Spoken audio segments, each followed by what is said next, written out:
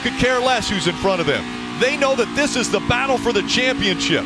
Carl Edwards right now in front of Kyle Busch. Carl Edwards looking for his first ever Sprint Cup Series championship. He knows what he has to do. He has to stay in front of the other three competitors. See Casey Mears going by both of them. He just pitted 5 or 6 laps ago, so he has newer tires. Now the question is, can Carl Edwards stay conservative? Can he stay a line off the wall? Can he take care of the right side of his car? We're getting to that point. 33 laps on this set of tires, 22 to go. We've seen him run 40. We haven't seen them run past that. As the tires wear, is Carl Edwards using his stuff up? Is Kyle Busch saving some tire right here, or does he just not have enough car to keep up? How hard does he push it? That's a big question right now for Carl Edwards. He's out in front, and now he's put a big gap between himself and Kyle Busch. Those two were racing side by side hard, but now with Carl Edwards a big gap, does he save a little bit of his equipment in case there is a late run by Kyle Busch? Well, I think you're absolutely right. The 19 of Carl Edwards really races like this is for the race win. He manages about a 1 second gap back to the 18. A safe margin. Jeff gives him a little bit room for error, but doesn't push those Goodyear tires any harder than he needs to. Two teammates racing for a title. Out in front right now, it's Carl Edwards. Kyle Busch running in the 3rd position, but just behind Carl Edwards for the championship. We've seen what these teammates will do to win a race. What will they do for a championship? If Kyle Busch is able to get back to his bumper, he made a comment earlier.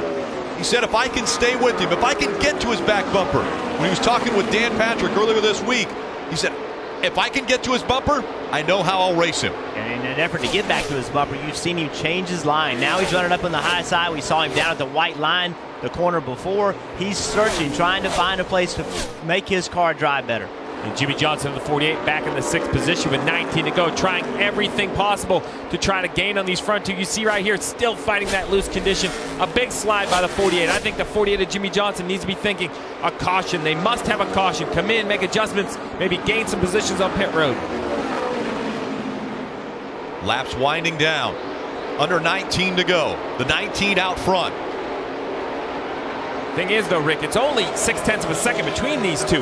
Lap traffic, we saw this yesterday in the Xfinity race. Lap traffic somehow doesn't know which line they want to be in. They could block Carl Edwards. They could get in his way. This is the line Carl Edwards wants to be in, but as he goes to lap cars, how much time will that cost him?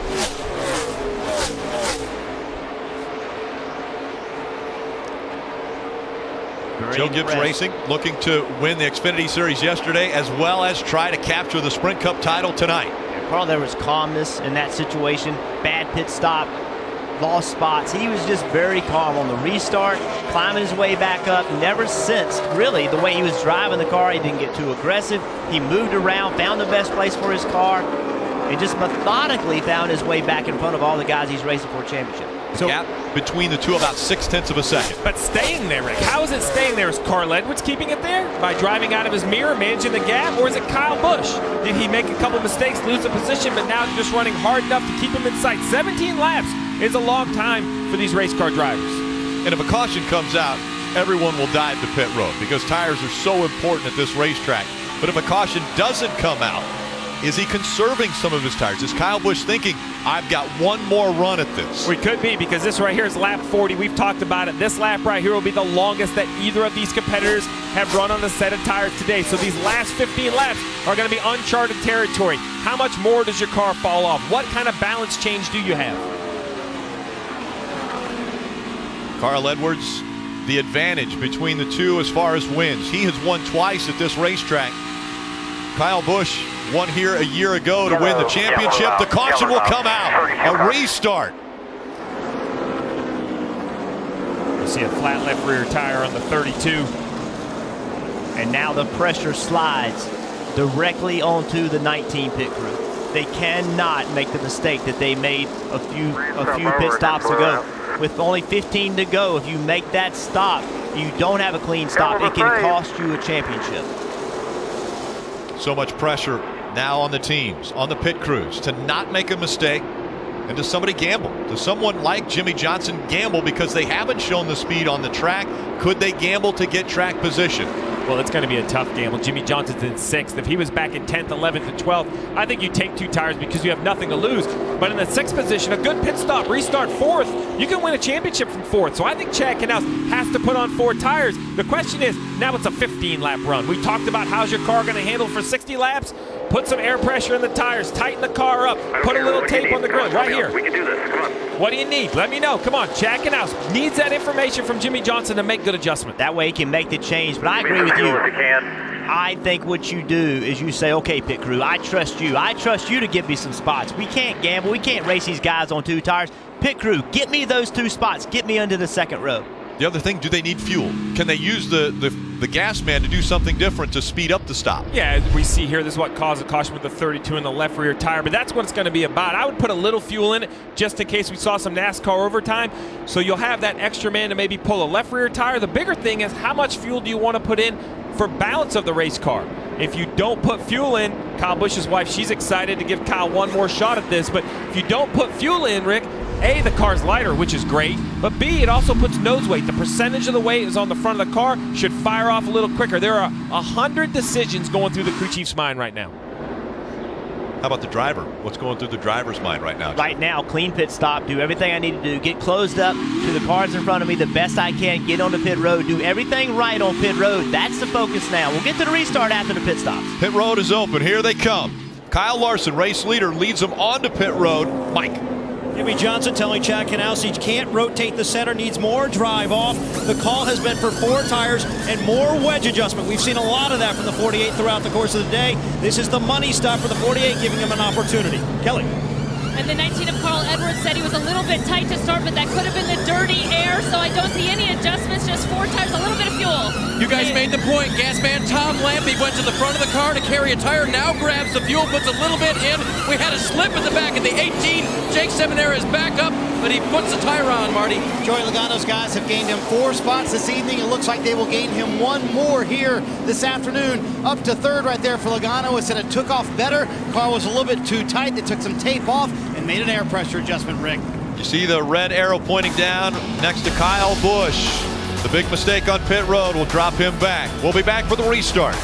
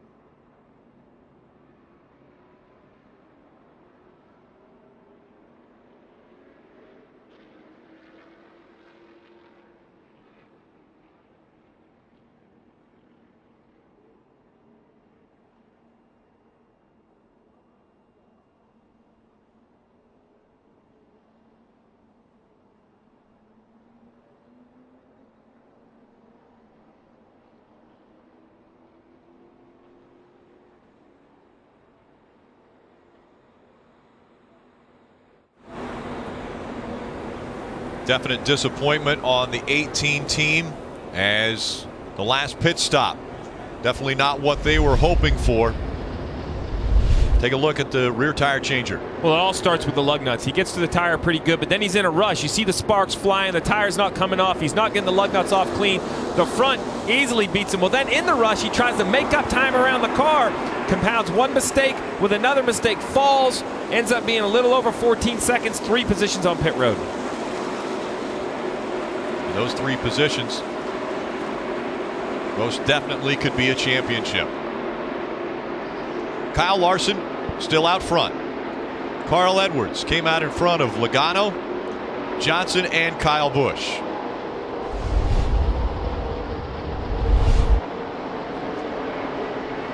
The 14 team.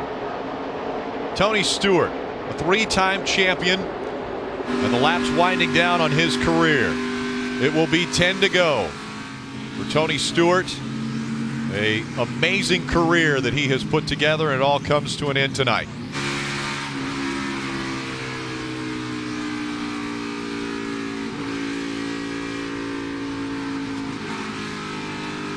So now as they line up, Kyle Larson picked the outside.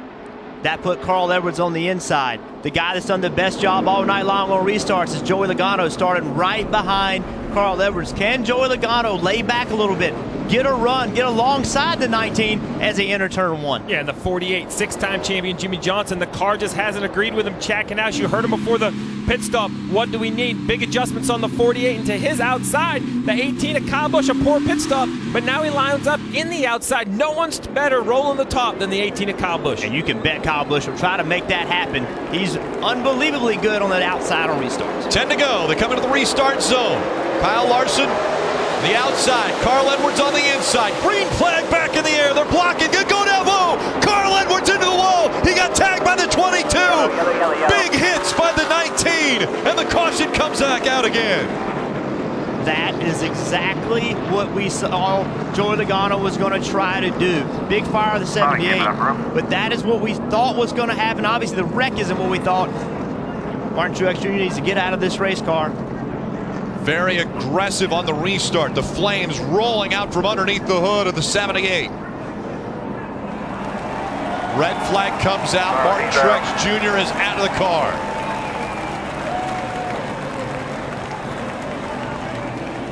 Huge contact for the 19 of Carl Edwards. First it was the inside wall, then he was hit by another car. A championship's on the line, Rick.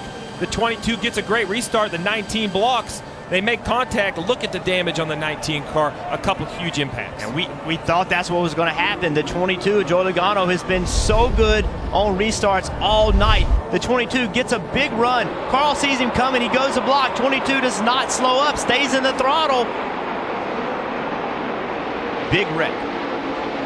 And the 22 really ended up getting a lot better out of that situation, because it looked as though Brad Keselowski laid completely off of him, the 22's teammate. Well, he wanted nothing to do with it. He didn't want anything to do with the accident or the championship battle. But you see the 48's blocking the 2 to the bottom. And listen, if you're a Carl Edwards fan, you're upset at Joey Logano. If you're a Joey Logano fan, you're upset at Carl Edwards. That right there is Joey Logano being aggressive, making a very, very aggressive move, but he got a good restart. Carl Edwards had no choice but to block. If he doesn't turn left, Joey Logano's next to him entering turn 1. He's in the middle of 3 wide. Worst possible scenario for Carl. Carl turns left, trying to block a championship on the line.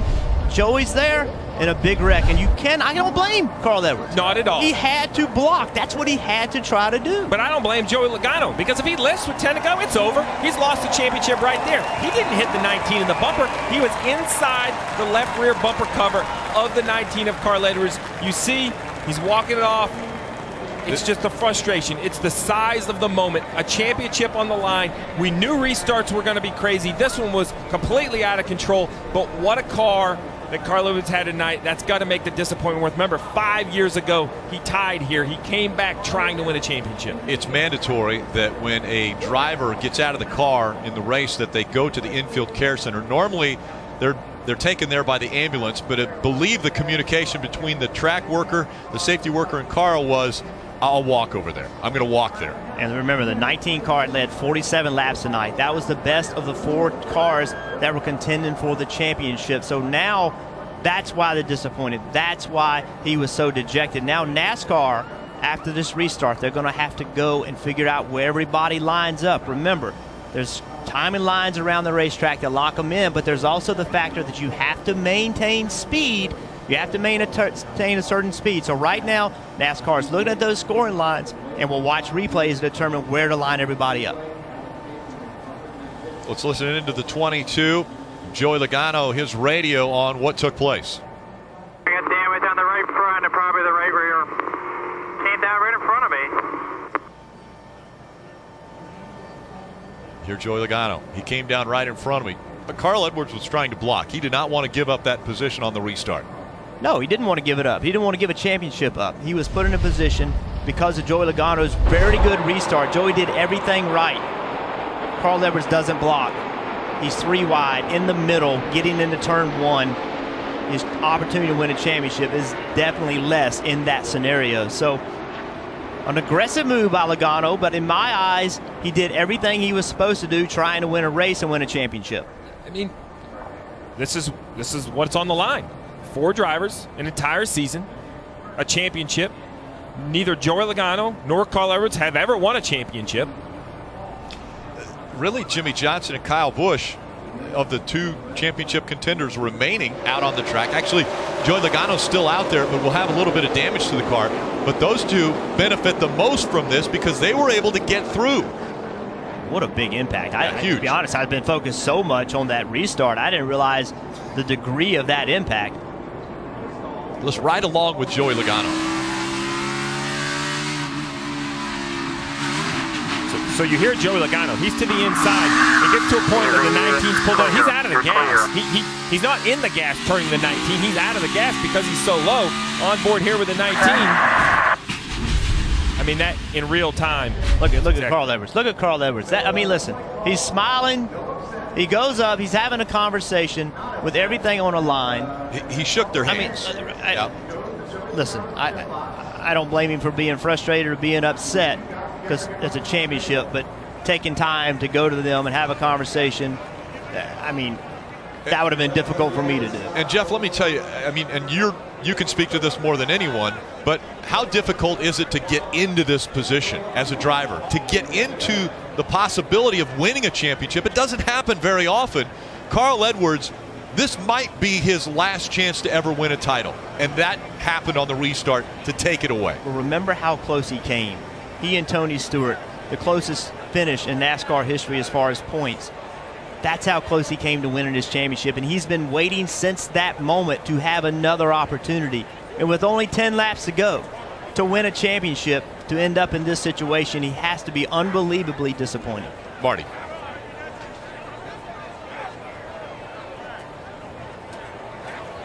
Walking along with Carl Edwards, and he has to go to medical first and be cleared, guys, just as you know. So he's going to go do that first. But he walked up to apologize to Todd Gordon, said it was 100% my fault. And in fact, he told Todd Gordon, he said, tell Joey, go get it, go win this thing. So that's what he told Todd Gordon when he went up there. Shook everybody's hand on top of that pit box, said, my fault, 100%. I'm sorry that I came across his nose like that. So what a class move by Carl Edwards. And we saw that after the 2011 championship. First guy to Tony Stewart's window, Carl Edwards. Tonight, a big wreck here.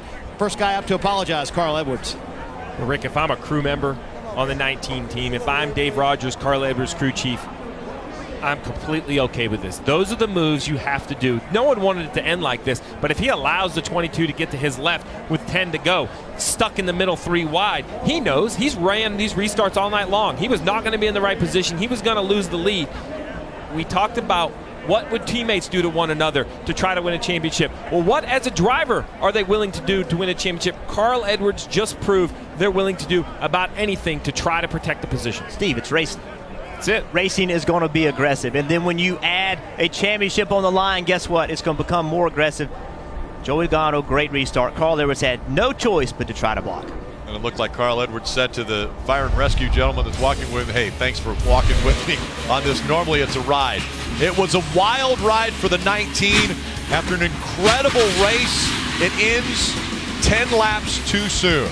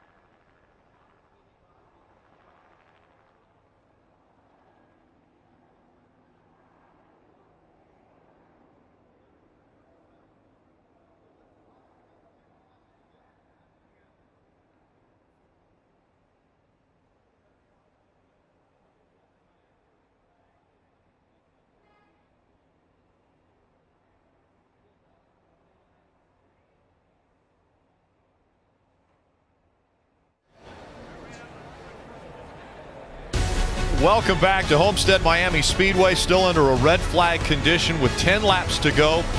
The 3 championship contenders that are still on the track will be right together. 48, the 18, and the 22. Mike. Well, there's two sides of the emotional spectrum, Rick. Obviously, we just saw the disappointment of Carl Edwards there, but on the other side, the beneficiary, the 48 team. They were looking for a little bit of a Hail Mary, so to speak, to make this happen. This may be the break they need. When that transpired, look at the reaction from Chad Knaus. He wasn't the only one. The entire 48 pit box just exploded. You see Jeff Gordon back there as well. They're pretty excited. They now know they have an opportunity, perhaps, to turn in that historic 7th championship. The 78, Martin Truex Jr.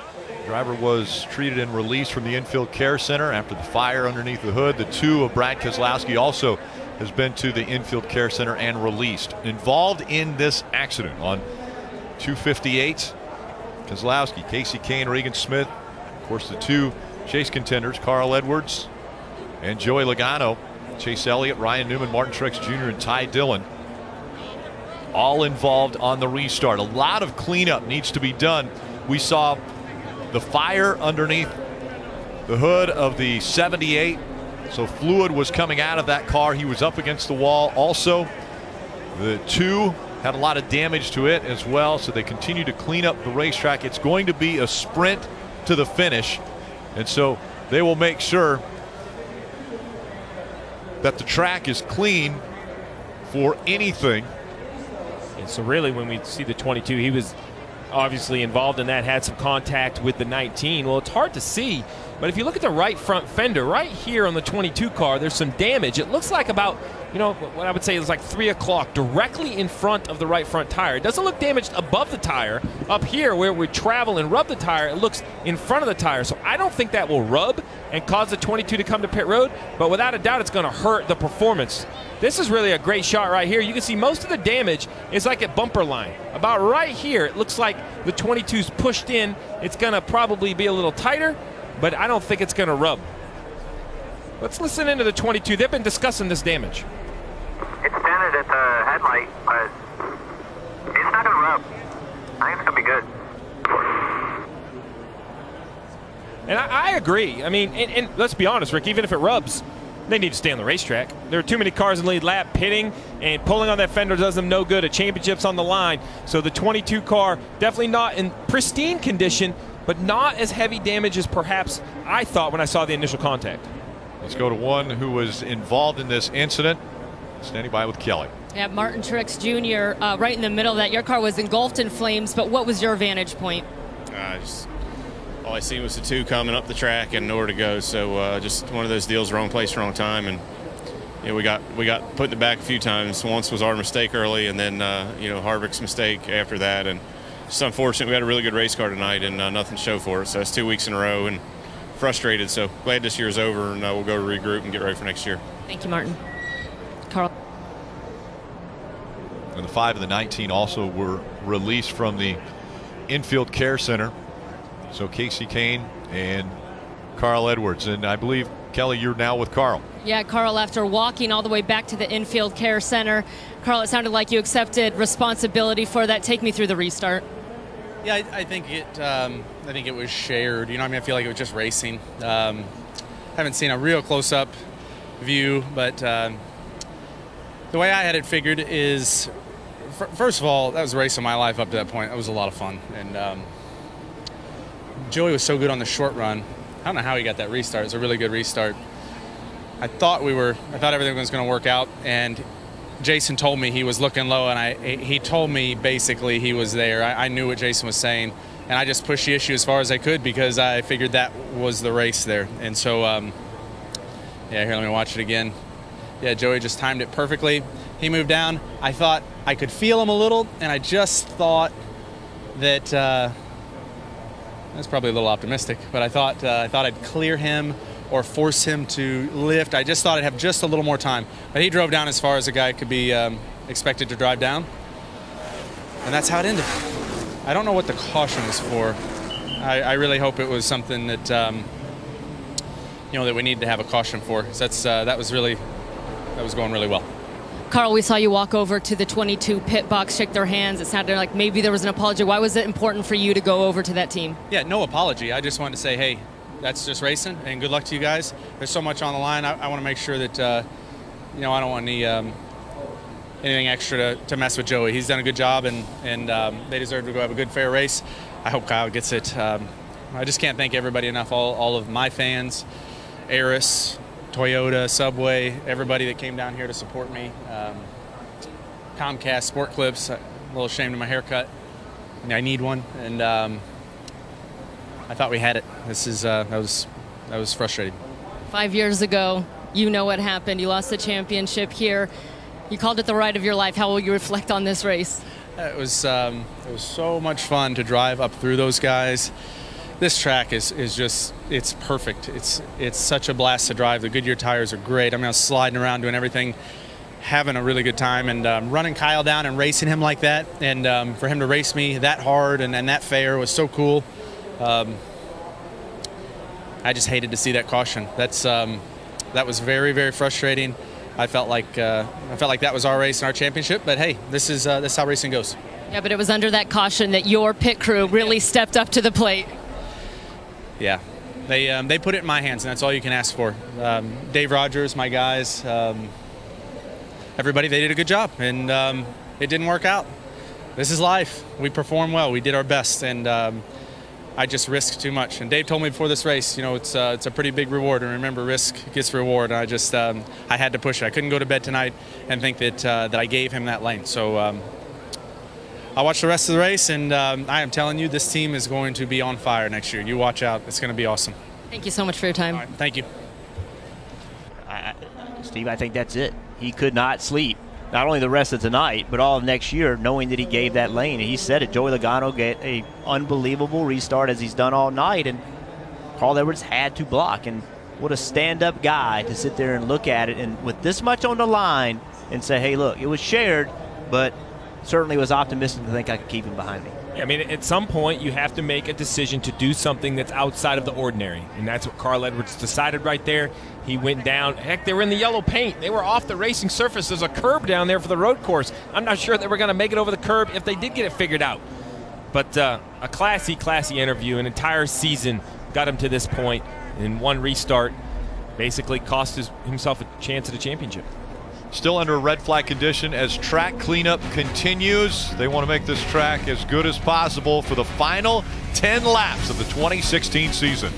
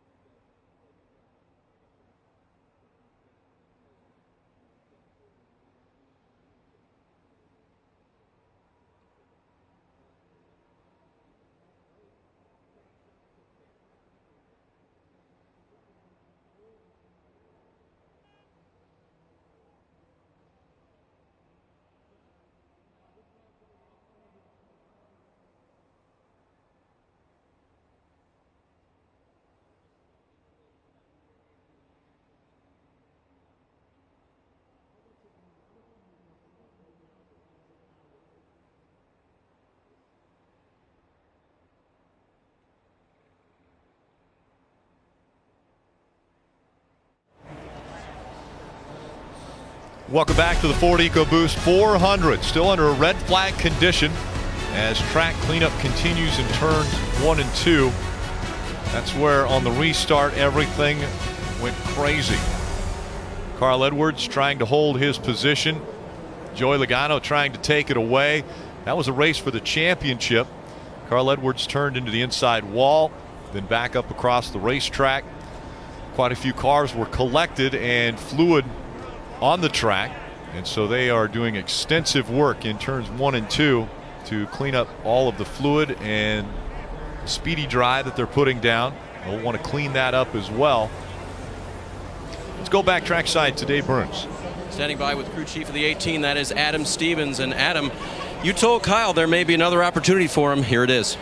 Yeah, you know, it's this crazy race. It's been a crazy year, to be honest. This chase format is just tough. You know, you're jumping through a ring of fire every 10 minutes, it seems like. So found ourselves with an opportunity here to win this race maybe and come home with another championship. You and I talked about at the beginning of this race how you like to avoid crowds. You know, if you win, there's going to be a big one.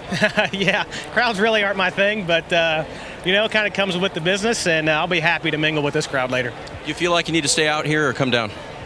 Well, we don't even have a full lap on them, so there's absolutely no reason to pit right now. All right, Kyle Busch with the tires they just put on.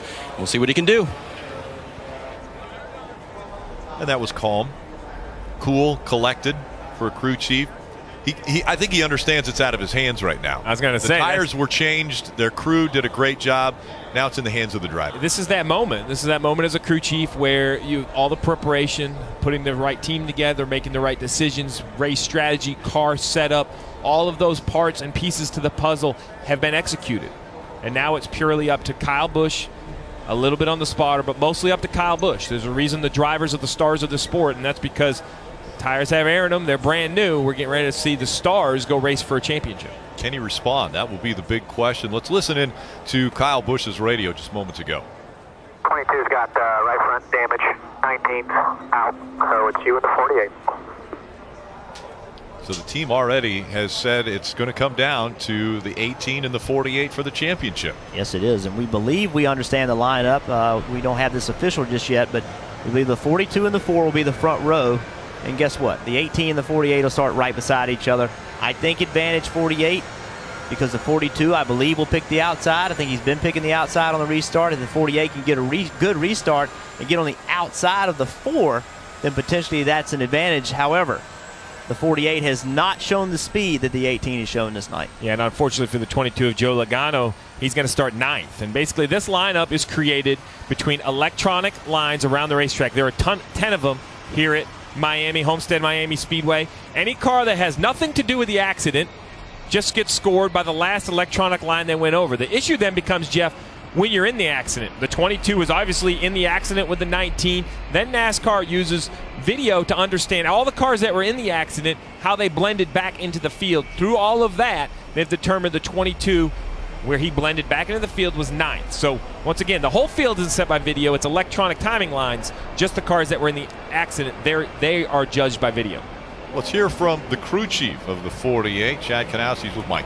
And he's here now. We saw the reactions from Chad Knaus when the caution came out. It seemed like this gives you an opportunity. So how do you take advantage of it? Well, we're just going to have to see what happens, obviously. Yeah, I got pretty excited. You know, it's pretty awesome being down here and being in position for everybody at Hendrick Motorsports and Lowe's, and you know, seeing Jimmy get an opportunity here to try to battle for it once again. It's pretty awesome. We're just gonna have to see how it all shakes out. Everybody's got new tires, 10-lap shootout. Everybody's gonna be probably tight on fuel, so it's gonna be pretty exciting. But really proud of this team. Everybody fought hard all day today. Definitely didn't have the early speed that we wanted, but we've come back reasonably well and running the top 5, top 6. So good car, but just see what happens here for the next 10. Going for history here, what would it mean to you to bring home this title, number 7? It would mean an awful lot. How's that? Probably mean a lot more than 6. It's great. It's an honor to be able to even battle with those guys and to have Jimmy's name even in the same sentence as Dale Earnhardt Sr. and Richard Petty. It's an honor to have been able to get him to this point, and hopefully we can get it. If we don't get it this year, we'll go after it again next. Chad Knaus' name is in the same sentence as Dale Inman, one of the great all-time crew chiefs as well. Thank you. Yep, thank you. Rick? And again, that's the big thing right now this weekend and this season. It has been on the back of Jimmy Johnson's helmet. The drive for 7 to join the likes of the King, Richard Petty, and the Intimidator, Dale Earnhardt Sr. Only 2 drivers in the history of this sport have ever won 7 Sprint Cup Series championships. And Jimmie Johnson right now is on the cusp of grabbing his 7th championship, and it all is going to come down to a restart. I mean, think about 7 championships. I try to put it in perspective. In my lifetime, I may never have the opportunity to see this again. When you look at Jeff Gordon with multiple championships retired, Tony Stewart retiring, there, you know, Kevin Harvick with 1, Kyle Busch with 1. You know, I just don't see on the horizon the run that Jimmie Johnson was on. He won 5 in a row, came back after a couple years off, won his 6th, or a couple years out of the championship picture, won his 6th, and then in a new format comes all the way down to Miami with a chance to win historic number 7. And the opportunity for it is because of what happened in this accident. Jimmie Johnson was the furthest back of the championship 4, and then he's able to get through. So we're going to watch, really focus on the 22. The 22's down. We've seen this multiple times. He gets into the 19, but continue to watch. Cars crash, the 3, other cars go by, the 24 and the 11 gets by. Here's the 22. Now he's going to accelerate past the 24, but that is the view. That is one of the views, I assume, NASCAR uses. They say they look at video. I don't know exactly what cameras they use, but in this camera, it's very clear to me that he was involved in the accident, doesn't maintain speed, comes up, catches the 2, no fault of his own, the 24 goes by. In my mind, the 22 is in the exact right location, 9th. I believe the 24 might pit. Looks like he has some damage. Maybe he'll line up 8th, but that's how the rundown is created. I think NASCAR is 100% right. A fortunate break for the 18 and the 48, an unfortunate break for the 22, and especially the 19 of Carl Edwards. But you mentioned it. I was so focused on the championship battle, Jeff, I almost lost track, and it's an awful thing to say, of some major impacts between the 78, the 2, and I think it was the 5 of Casey Kane. Yeah, and winning championship, you've got to have some breaks along the way. And is this the break? Is this the break that Jimmie Johnson needed? Because he didn't have the car that was fast enough. The other cars definitely seem faster, but now he's going to restart 4th with an opportunity. And he's starting right next to the guy that he has to beat. So he knows exactly what he has to do. It's a clear picture. You've got to beat the 18 car of Kyle Busch. And also, was it a good break for the 18 of Kyle Busch? Remember, they had a bad pit stop. And this helped them potentially overcome that bad pit stop. They thought they were done. They thought with that bad pit stop, their night was over.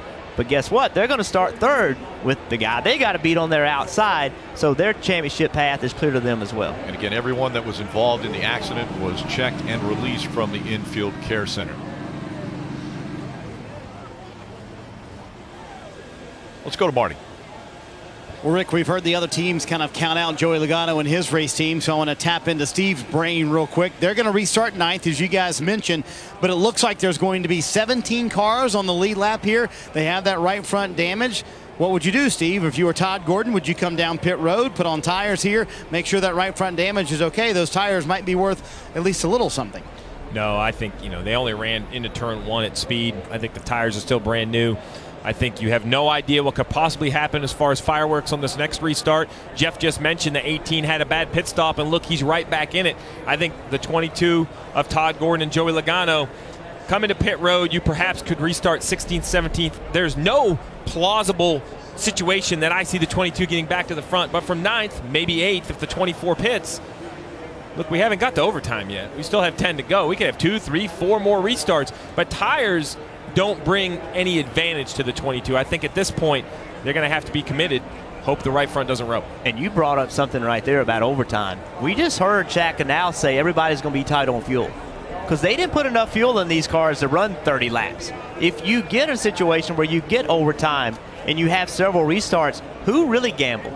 Who really short on fuel? Who didn't put enough fuel in planning for that? Chad Canal's brought it up. It makes you wonder if he's a little concerned. You talk about fortunate situations. This is just one race. Now, while it's one race to determine the champion, it took 9 other races to determine it was these 4.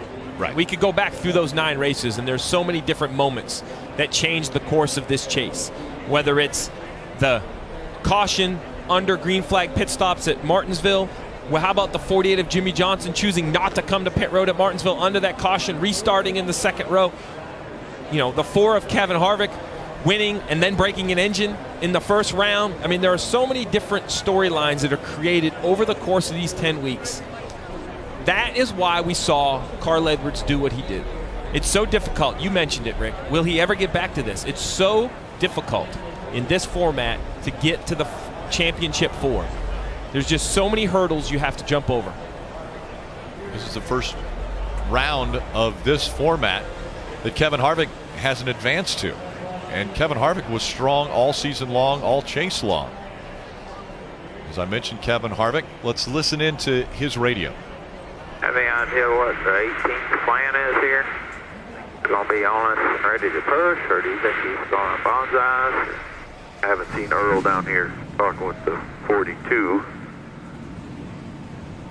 Yeah, so there's the question. We just saw Joey Logano make that aggressive move trying to get underneath Carl Edwards. Carl Edwards blocked. Well, what is Kyle Busch going to do right here? Is he going to try to push the 4 car, assuming the 4 car is on the bottom? Is he going to try to push him by the 42, or is he going to try to time it just right and make it 3 wide getting into turn 1? That's the question that Rodney Childers was asking. Let's check in on the 18, Dave. And Steve, Adam Stevens would agree with your hurdles comment there about this chase format. I asked him this morning, if you're the first multi-winner in this elimination format, what would that mean? He said, well, it means we can put a plan together, we can execute, but maybe more importantly, it means we had a lot of good fortune because this format is so challenging. One little thing and you're knocked out. They've made it here, they've got a shot. Rick, we've talked all weekend long. We saw it in the Xfinity race. How are the non-chasers going to race the chasers? Well, what decisions will the non-chasers make that will affect? Kyle Larson in the 42, a dominant race car, has led 124 laps today, the leader of the race. He has lane choice. Why that's important is because when you look behind him, the 18 of Kyle Busch will be on the inside of the second row.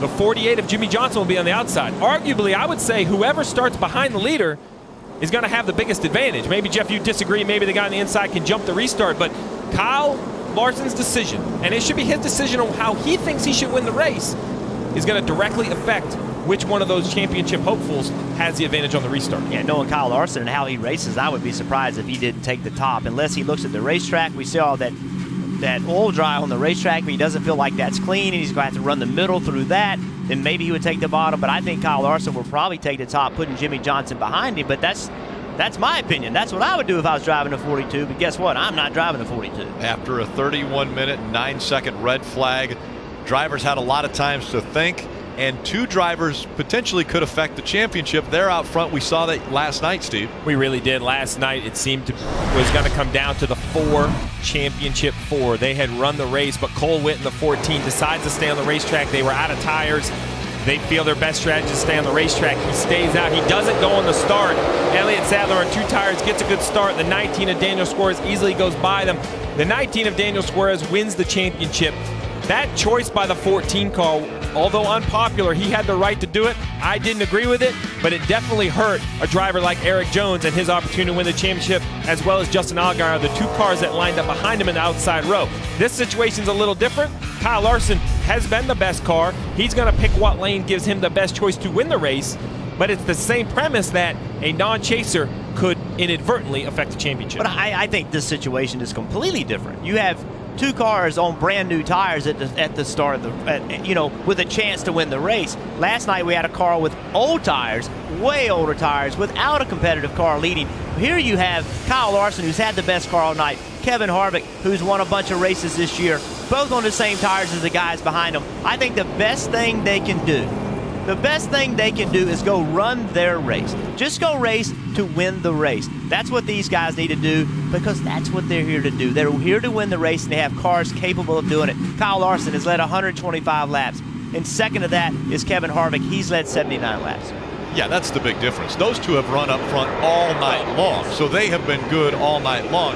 Totally different from what last night, where Cole Whitt hadn't run up front at all. Right. And I'll argue that if they don't go try to win the race, that's more of an effect on the championship than anything else. Just go do what's best for your car. That's what racing is all about. That's what we just saw with Carl Edwards in the 22. I think the least of our concern is Kyle Larson and Kevin Harvick trying to win this race. I mean, those 2 guys, they're going to be giving everything they got.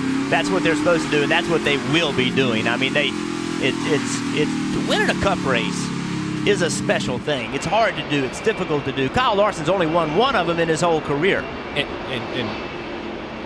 Rick, Pit road's not going to to. be open here. I'm expecting that we won't see anyone take advantage of open pit road other than some guys at the back. Well, Chase Elliott came with damage. So the only reason why I'm bringing that up is, unfortunately, it's a negative for Chase Elliott. He's going to have a penalty. But more importantly, for the third of our championship four that's still on the racetrack, Joey Logano, that moves him from 9th to 8th, gives him the outside lane.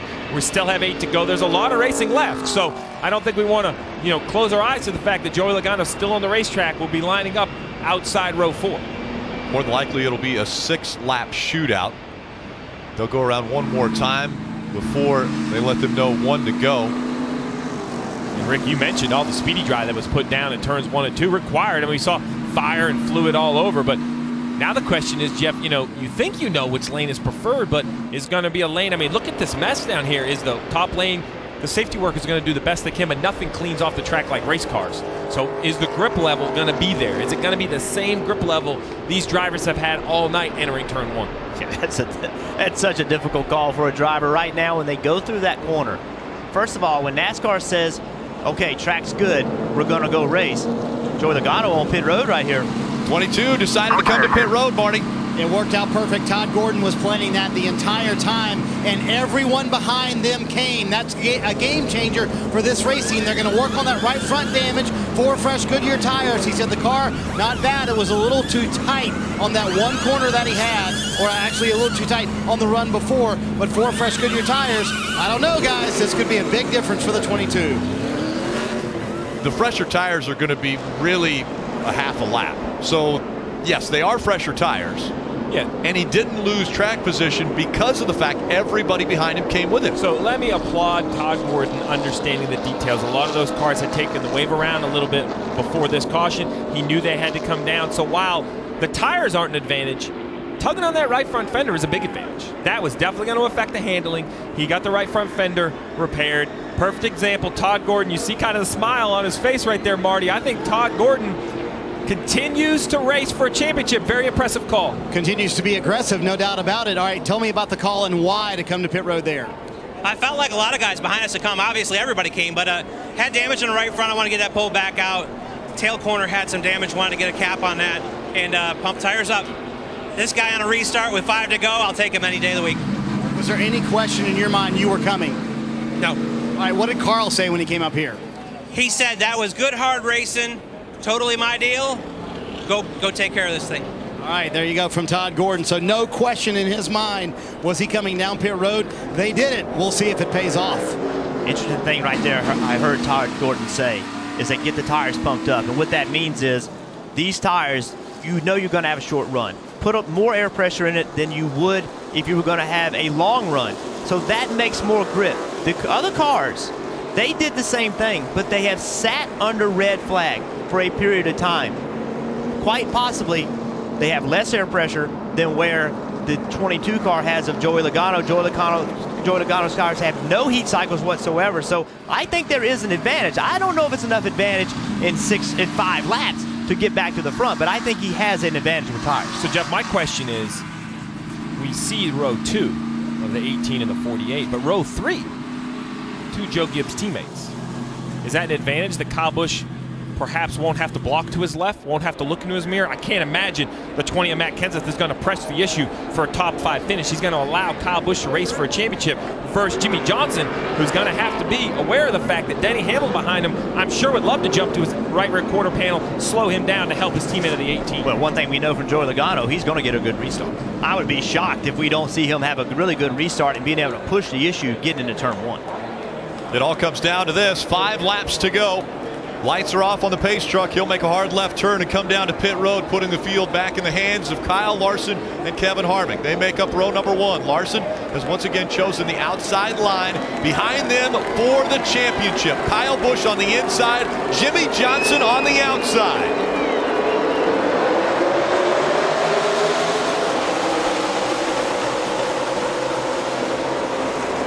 Great restart for the 48 of Jimmy Johnson. Trying to get by the 4 now to put a gap between himself and the 4. Here comes the 22. Around goes the 17. Ricky Stenhouse Jr. slides into the inside wall. Caution still not out. as they come out of turn number 4. Caution now will come out. Caution's out. Crash. Safe. Well, he said it. Joey Logano once again with an unbelievable restart. Ricky Stenhouse Jr. with damage on the back straightaway, obviously. Joey Logano with a really good restart, and Jimmie Johnson had a really good restart as well. Save. We heard just as that caution came out. Take a look at what happened to Ricky Stenhouse Jr. See, they're 3 wide, and he was on the very bottom of the racetrack in a really bad position. Less banking down there than on the top of the racetrack. Cars on the outside and pulling the air off his rear spoiler, and it just comes around on him. NASCAR tried to not throw this caution. You see right here, it just spins around. They tried to let this thing just continue on, but not throwing a caution. But this damage right here and him not being able to get moving as quickly as they thought he needed to, they ended up throwing it. Yeah, I mean, there's nothing that 17 can do here, but what a restart by Joey Logano and this 22 team. And when does the caution come out? And where are they going to line up now? Is the 22, did he beat the 4 car, or is he going to line up 3rd, or is he going to line up 4th? And remember, just like the last time, it all comes down to the electronic timing lines around the racetrack. It's Kyle Busch's wife, Samantha. And now we see the 18 on pit road. Dave. Rick, they want the fresh tires. They want the car to be freed up just a little bit. That's what Kyle asked for as he came to pit road. So he'll get the fresh ones. What about track position when he leaves, guys? He's going to lose a lot of track position. Only 3 or 4 other cars came to pit road with him. I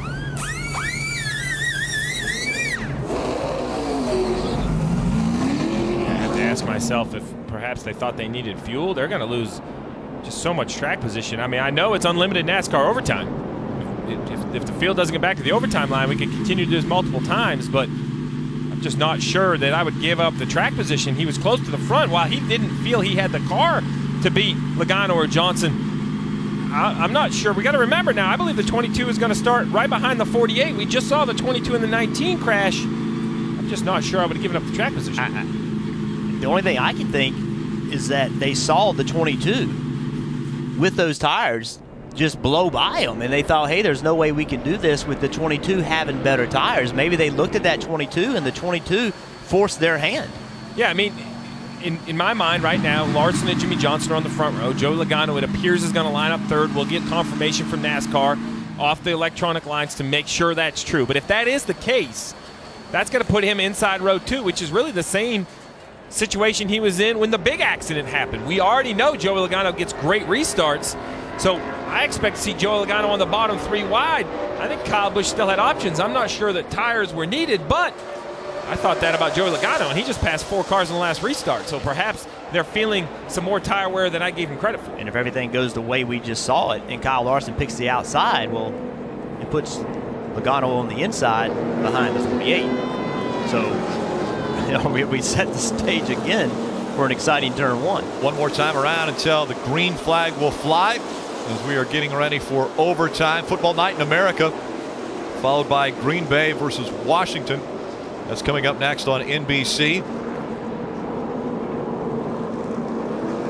And following the race on NBCSN, it'll be NASCAR America post-race show. The championship celebration, trophy presentation, all will take place on NBCSN. 2 hours of coverage of post-race. Listen in to the 48s. Here's what they said on the radio. Hey, make sure NASCAR stays on top of guys laying back on the start. They were definitely laying back that time. Obviously, it would be happening again here, too. So just be aware of that. Yeah, the problem with that was the 48 laid back more than everybody else did on that restart, but with the 22 behind him, that was the call saying, hey, don't let that 22 lay back to get this restart. But the 48 on the restart before laid back on the 42 to get the restart he got. Why? Because this is the same lineup that we saw the 22 get such a great run on the 19. Now we have Kyle Busch starting on the outside, multiple rows back. Will he get fortunate enough to get a couple shots? Will there be an accident? We've seen Joey Logano. He is A+. He has had the best restarts of anyone up through the gears. And he has dove to the bottom of the racetrack. That's how Carl Edwards tried to block him in this exact same situation. Now, Jimmy Johnson on the inside. Kyle Larson on the outside as we get ready for overtime. Coming back into the restart zone.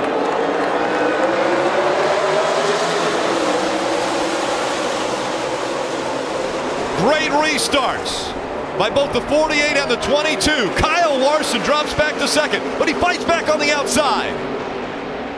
Here comes the 4. Kevin Harvick racing that 22 hard. Come on, baby. Come on. Jimmy Johnson out front. They've passed the overtime line. You know, half a lane higher. Larson looking to the high side. This time by. Perfect lap. White flag in the air. One more time around from Miami. Jimmy Johnson has never won at Homestead Miami Speedway, but he's never been in a position where he's had to win for a championship. Down the backstretch he goes. A half a lap away from the championship. Jimmy Johnson through 3 and 4. Make room. Richard Petty and Dale Earnhardt. There's another 7-time champ. Jimmy Johnson wins his 7th NASCAR Sprint Cup championship.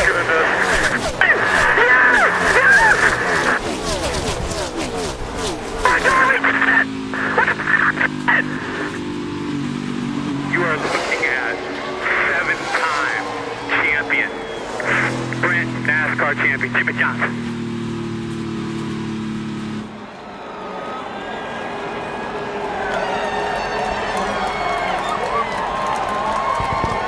I don't even know what to say. Jimmy Johnson, man, I am so proud of you. So proud of you. You're a good man. You're a great champion. Now you're a 7-time champion, brother.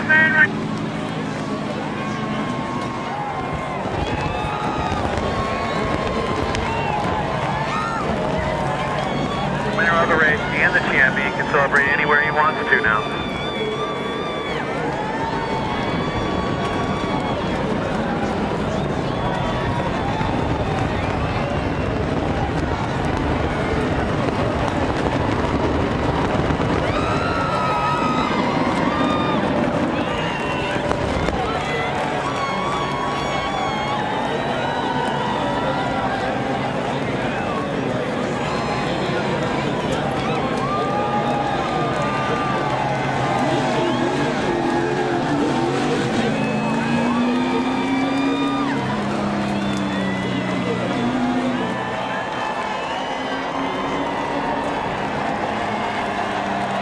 Jimmy Johnson.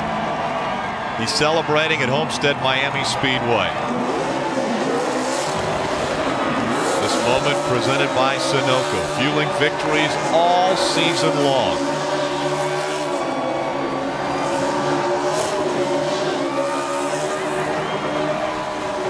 Steve, you mentioned it. We may never see anything like this in our lifetimes again. The way in which they did it.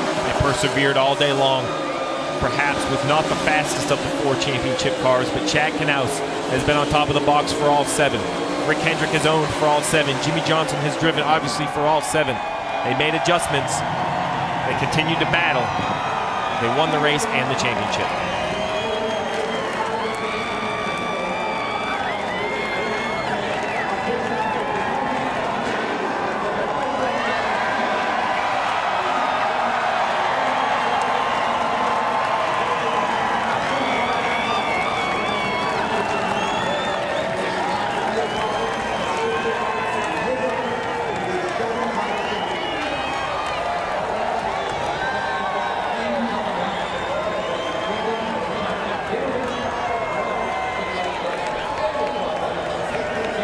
Started the race at the back of the field.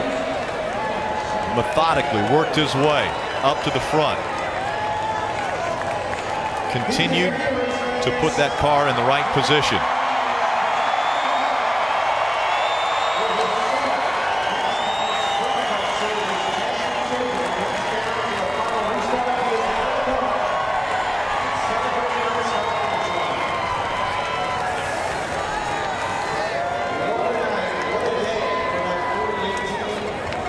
Final restart.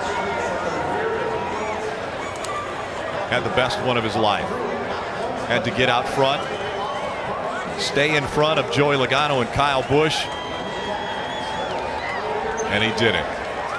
He wins the race and the championship. Jimmie Johnson and the 48 team, they're going to head to the championship stage. We will talk to Jimmie Johnson right here on NBC. As he works his way back, the 7-time champion about to celebrate. He mentioned it when he won and knew he was going to be a part of the championship 4. He couldn't avoid thinking about the possibility of winning the 7th championship and joining Richard Petty and Dale Earnhardt as the only drivers to ever win 7 championships in the Sprint Cup Series. Jimmie Johnson has joined that elite fraternity. 7-time champion Jimmie Johnson. We return.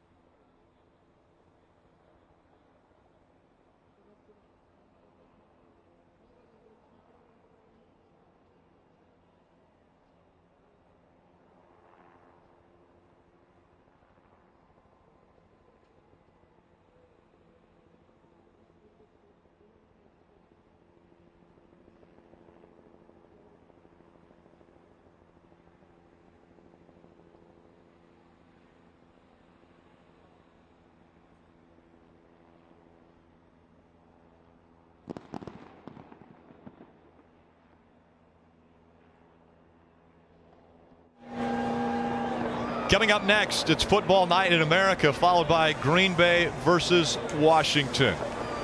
Right now, we're celebrating a 7-time champion in Jimmie Johnson. Richard Petty won his first title in '64, his 7th title in '79. Jimmie Johnson has done it faster than any other driver. He joins Richard Petty and Dale Earnhardt as the only drivers ever to win 7 championships. It's been 22 years since Dale Earnhardt won his 7th championship, and now Jimmie Johnson joins that duo. They're holding him in turn 4 until the stage is set in front of the grandstands for the hardware to be distributed. The championship flag held high by Jimmie Johnson as he makes his way. As you see guys going out already onto the track to congratulate him. There's Eric Almirola.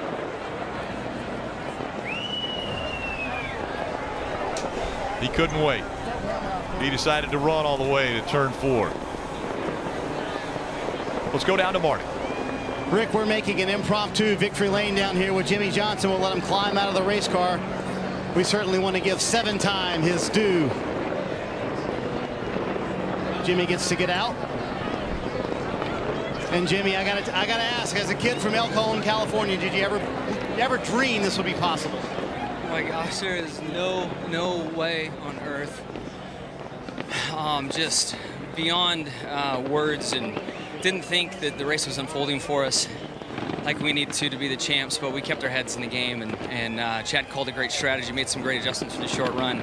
Some luck came our way, and we were able to win the race and win the championship. I wouldn't be here without so many people believing in me and giving me this chance, from my dirt days, and my parents, of course, first and foremost, my brothers, my wife and family today, car owners, sponsors, Chevrolet, Lowe's, so many amazing people along the way that believed in me, giving me this chance. Jeff Gordon, Rick Hendrick, all the men and women at Hendrick Motorsports have been working so hard to get these cars fast and giving me an awesome 15 years at the company.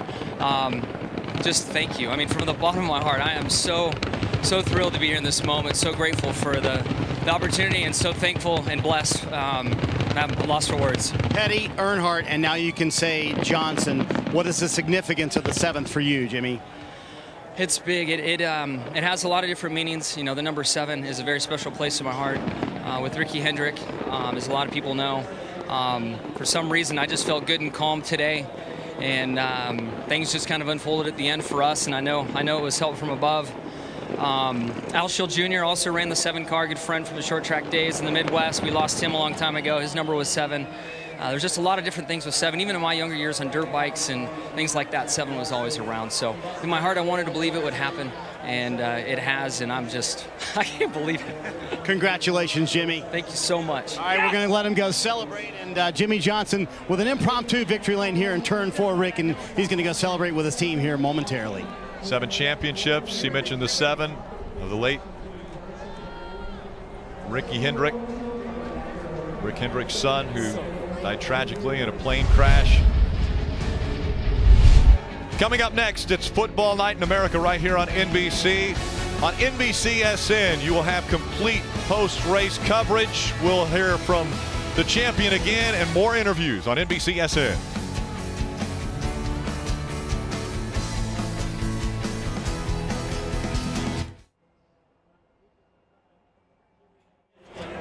And welcome back as the champion making his way to the stage. What an incredible run it has been for Jimmy Johnson.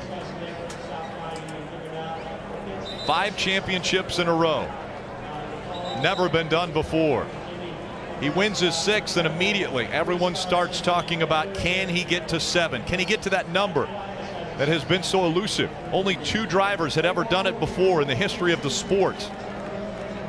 He had never advanced past the round of 8 in the new chase format until this year. He makes it to the championship 4. He had never won at Homestead Miami Speedway. Check that off the list now. There's only 3 tracks that Jimmy Johnson has not won at. Chad Knaus greeting his driver. Shanny there as well with the kids. Daughters Lydia and Genevieve joining Dad in this ride. What an amazing run. Mom said, no, I don't think you should be riding in the car with Dad on this final little trip.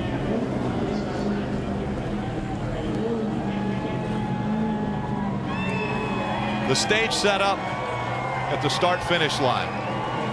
Amazingly, when the green flag flew to start this race and to start the day, Jimmy Johnson was at the back of the field. When the checkered flag flew, when he crossed that line the last time, he was in the front of the field, winning the race and the championship.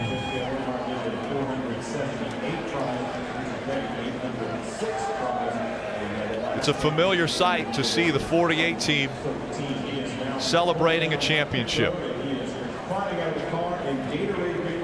As quickly as he has won the 7th, I'm sure people will start talking about the 8th. Can he outdo the 2 greatest of all time in this sport? That's Rick, what I was sitting here thinking is that you see Richard Childress has his head in the window. And Richard Childress, of course, longtime car owner for Dale Earnhardt, who won one of those 2 that won 7 championships. But now that's the talk. Right now, before you can even celebrate this, it's about, can you do that 8th? Can you beat can you beat Richard Petty? Can you beat Dale Earnhardt? But to be in that category with those 2 legends of this sport, unbelievable. Richard Petty was on the set, countdown to green earlier, talking about 7 championships and how he went about it, how he got there. He mentioned that he thought the 5 consecutive championships was a bigger deal than the making of the 7th championship as Jimmie Johnson climbs out of the car.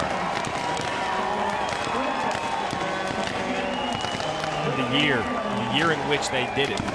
Not a dominant year. Started the year with some speed, lost it through the summer. Didn't have the competitive fire we have seen out of the 48, but that man right there, Rick Hendrick, rallied the troops, was vocal in the media. They would fix it. They would find what they needed. They would give their drivers the cars they needed to compete. He vowed to do it, and here he is standing in victory lane with a 7th championship. He's 41 years old. So as we talk about his career, 7 championships, obviously spectacular, but still at an age and obviously with the skill level that he can go out and compete against anyone in the sport. So an 8th championship definitely not out of the question. Let's go to Marty. Joey Logano chatting it over with Todd Gordon. They came so close, and I got to ask you about a couple of things. One, the restart. You guys took tires there. Were you thinking, I've got this? Well, Todd made a great call. You know, I think we're about to get run over. Race is over. We're still about to get run over. Yeah, Todd made a great call. I would never have thought of coming down pit road to put tires on and pump it up and tape this thing off and go for it. But had a good restart and was able to gain some track position. And then I passed the 4 off of 2, and I wish I didn't, because that would have gave me the outside lane behind Larson and allowed me to get to the outside of the 48 if that was the case. And just, man, it's amazing how close it comes down to that. And everyone did a great job today. They recovered after the incident and a restart before that, and we gave ourselves a shot to win a championship. I guess that's all you can ask for. Just second really, really stinks, and there's no real good way to put it besides it just hurts a little bit right now. But it's motivation for next year to come back and get that championship. Got to ask you about the restart before that, the contact with the 19. He kind of said it was shared blame. He went and apologized to the crew. So what was your take on that? Yeah, I mean, it's hard racing. I get exactly what he did. And I assume he understands what I was trying to do. We're racing for a championship, and there's 10 laps to go. That's the race at that point. And I had a good run and got underneath him. And then this is the first time seeing this actually here. Yeah, I mean, I don't blame him for running me down there, you know, and I don't think he blames me for putting my nose in there. So it's just racing. It stinks because it hurt both of us a lot. You know, it hurt both of our shots to win the championship quite a bit. We were able to recover. Unfortunately for him, he wasn't able to, but yeah, we just have to suck it up and move on. At that moment with a restart with 11 to go and a championship on the line, is there any other move for you or Carl Edwards? At the end of that one? Yeah. No. I mean, I don't know. I mean, if he lets me in there, I'm probably going to pass him, and it's going to cost him. Our car was fast in the short run. I knew what our strength was, as we've been good on the short run all day, and we fell off really hard on the long run. So that's my shot. If I don't get him right there, I don't win the race. So I didn't have an option. I had to do something to try to win this thing, and that was my only play. How would you summarize this chase for this race team, Joey? You proved time and time again that when your back is against the wall, this team can do it. We almost did it again. You know, we ended this season with a second, a first, and a second. Or I guess we didn't finish second. It feels like second. It hurts as much as second, but overall, I'm, like I said, I'm proud of the way that the team went through this whole chase. We didn't have the fastest cars to start, and we ended up with some really great race cars that were capable of winning some races. And you know, like I said, just came up short tonight. You can understand his disappointment. It looked like the championship was right there for the grasp, but Joey Logano will wind up second here in 2016.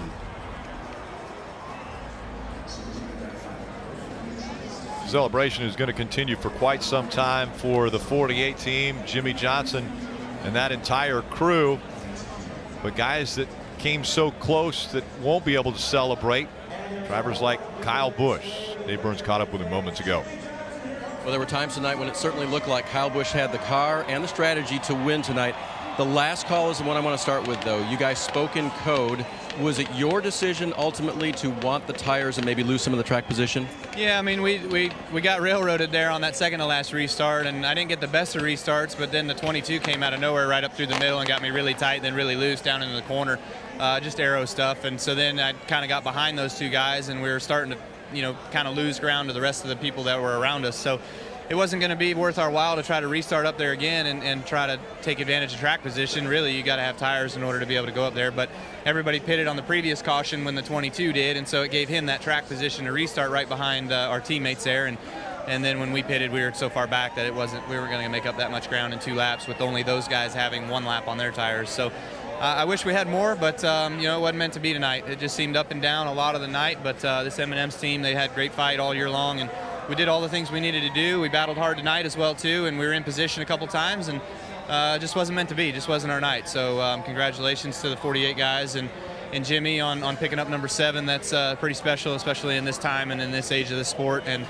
you know, one of these days maybe we'll have another chance to race against him and beat him out. But you know, we go home this offseason with a 3rd place in points and try to come back and do it again next year. And you don't feel like there's any way this slows you down for a second championship somewhere down the line here? No, not somewhere down the line is going to be fine. You know, you certainly wish you could go back to back, but there's been a lot of guys that have done that. We came close tonight. We had a couple opportunities. It just kind of slipped away. Can you describe for us a little bit of what it was like to have Tony in the final race of his career, and then, as you already mentioned, to see Jimmy making history here, or tying history? Yeah, it was certainly, you know, a little bittersweet to have both Jeff and Tony retire in consecutive years, but it certainly would have been a heck of a lot sweeter for us to go out on top and win the championship in both of those seasons, respectively. But, you know, again, it just was a great fight all year long. I got to say thanks to M&M's and Toyota and Interstate Batteries and Snickers, NOS Energy Drink, Skittles, everybody that's been a part of this team and has fought with us all year long to get us to this point. And you know, we did the best we could. We didn't have the best car this weekend, but that's nothing to be said that we won't be better and better prepared next year. Kyle, this was your season to reign. What will you miss about being the Sprint Cup champion?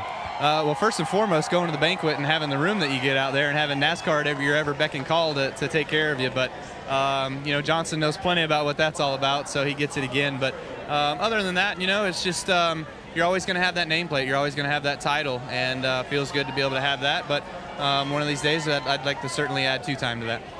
Way to fight. We've enjoyed it this year. Thank you. Kyle Busch finishing just out of the championship tonight. Thank you, Dave. And it's time for the hardware to be distributed. Let's go to the stage and Chris Devoto. Well, Rick, no question, fans need to remember where they were on November 20th, 2016, the day history was made when a California kid who grew up on 2 wheels joined the greatest in this sport on 4. Jimmie Johnson adds his name to the likes of Richard Petty and Dale Earnhardt. The official championship presentation. It's begun for the last 13 years with the Senior Vice President of Marketing for Sprint for the final time, Steve Gaffney. Well, we stood on this stage 10 years ago for the first time with Jimmie Johnson. 7 times later, it's still as thrilling for us as I'm sure it is for him.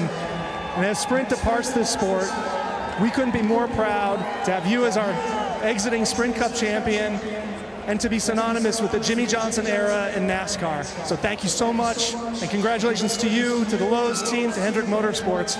It is our pleasure to call you Sprint Cup champion in 2016.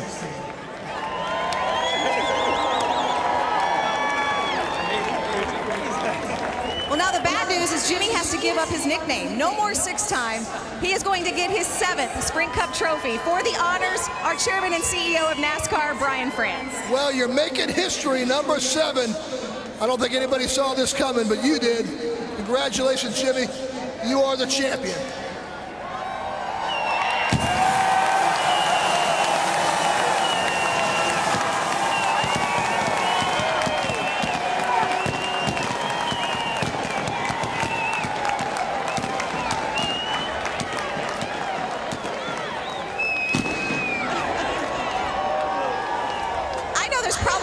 Questions that haven't been asked, but Jimmie, you joined us on our pre-race show and we asked you about head versus heart.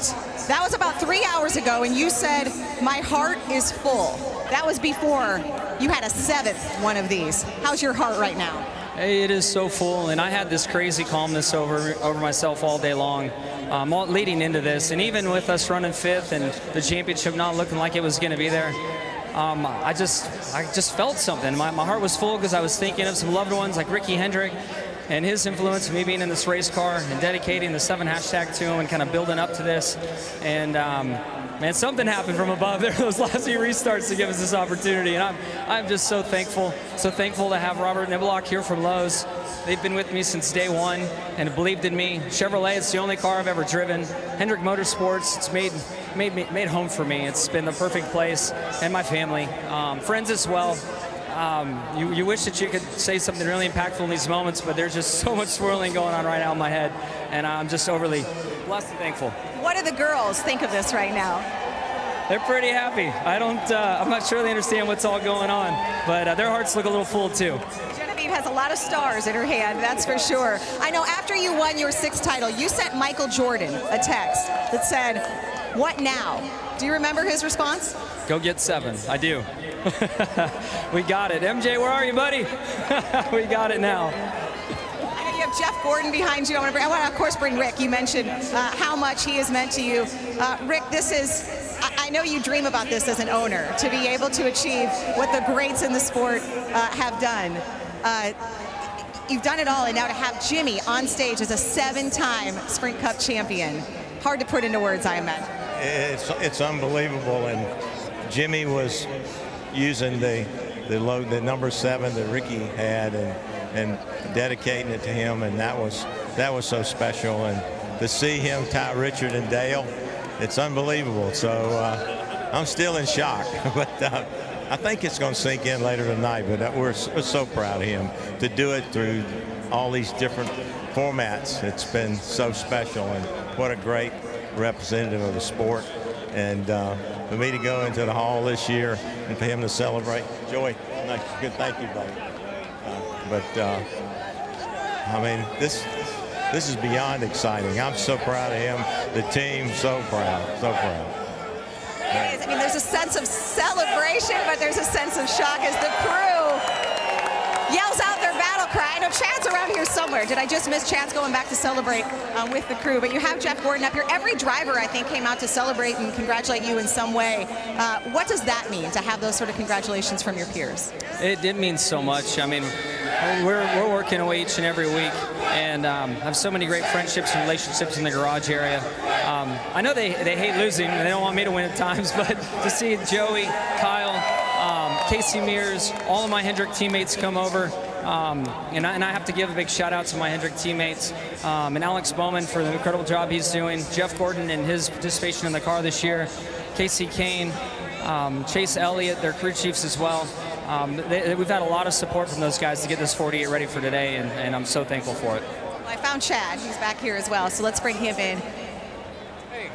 Chad, congratulations. To have a driver and a crew chief have the kind of success. Tony Stewart just joining the party here on stage. Of course, no, absolutely. Hey, if I'm going to be cut off by someone, it better be Smoke. That's really incredible for a driver and a crew chief to not just have success, but to have this kind of success and to be together this whole time. All 7 have been won with the 2 of you.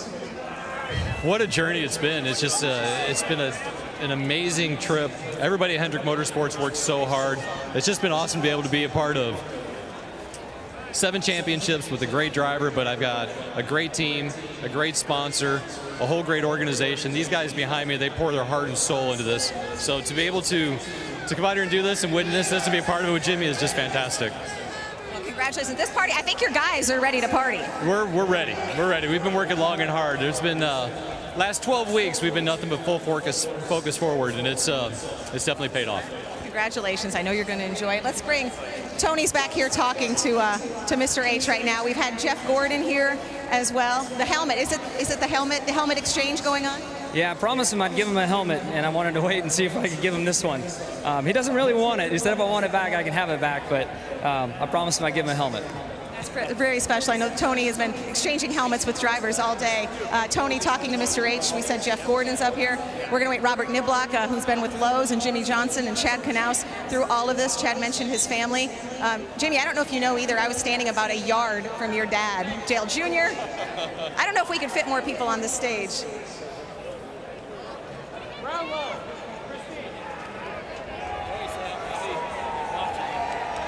I have a video I'll have to send you of your dad. I videotaped him on the last lap of yours. I was about a yard from him.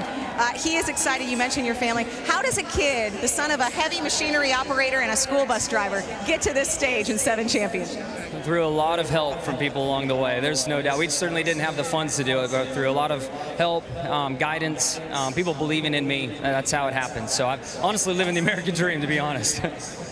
Wait, got a helmet, Tony. You got a new helmet in your hand here. Yeah, this is probably the biggest honor you can have as a driver, to get a guy that just won his 7th championship get his helmet like that. So it shows how good of a friend he really is. Well, this was special. Every driver we talked to today, obviously it is Jimmy's night and Jimmy's championship and Jimmy's celebration, but this is a special night for you as well, Tony, your final NASCAR ride. I know the moment that I'm guessing was really special to you is when all those crew members lined up to shake your hand before you took that final NASCAR ride. Yeah, it was funny because I told my guys I almost went a lap down before the race started, just the send-off that those guys gave me, but it truly meant the world to me. That's going to be the highlight of my day. It was that one moment and this moment with this guy. What I can think of no better way for Tony's NASCAR season to end than with Jimmie Johnson tying history with a 7th championship. As they pause for a photo, they're going to continue to talk, but I'm going to grab Dale Jr. if I could for a moment. Dale, I saw you were kind of behind the stage there, just sort of Thanks for coming.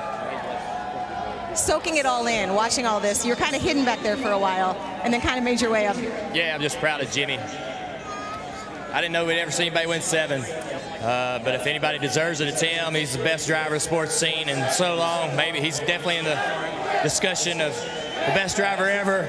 Great teammate, great guy. So I'm proud of him. We're gonna miss Tony though. I don't know if we're going to miss all of Tony right there. But, I know you're up here as a teammate, but I imagine you're also up here representing your dad and the 7 championships, and now Jimmy joining what we've been calling NASCAR's most elite fraternity. Yeah, I told Jimmy I wish Dad was here to shake his hand. Dad would think he's such a badass. He's such a great race car driver, and, how he won this thing tonight, I don't think a lot of people know, but he just can will himself to get a lot out of the car when it matters, and there was a lot of circumstance that played into it, man, but he put himself in that position. So I'm just proud of him, and it's great to be a witness to it. Absolutely, great to be a part of it. And I know Jimmy keeps looking at me like, are we done? He's going to continue the interviews and the celebration, but it's going to go long into the night, I think, up here, Rick. Absolutely, Krista, and they know how to celebrate and they know how to party after a championship. They've done it 6 times before. I'm guessing they've got it figured out to the point where they know where they're headed later on this evening. Pretty sure that guy has a pretty good plan, but really, what a night. 7 championships in just 15 seasons, I think makes it even more impressive. Each one had a different signature, each one had a different feel. This had a different format. It had taken 3 years for Jimmie Johnson to find, first of all, to find the round of 8. But then he wins Martinsville, guarantees a spot in the championship 4. The talk all week was he has never won at Miami. Is that because he never needed to, or because it doesn't suit his style? That was even in question most of the night, as the 48 and most of the time ran the 4th out of 4 championship cars. But they adjusted. We talked about that spot about halfway through the race where Chad Knaus made the big swing. He stayed calm on the radio. Jimmy said it in all of his interviews. He was calm all weekend long.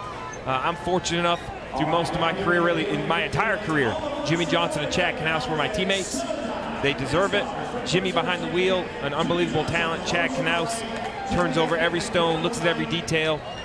But more impressively, they did it together. You would think over 15 years there would be something that would have derailed these two to maybe quit believing in one another, but it's yet to happen, and they continue to stand on this stage. And listen, I go back and think about the way Jimmie Johnson has done it. He's a clean race car driver. He does it with speed. He just finds a way to go faster than most people can go. He doesn't knock people out of the way. He doesn't run people out of the way. He's a clean driver. He gives people room. He doesn't spin people out to win races. And a lot of people say, well, he's not as good as some other people because he doesn't do that.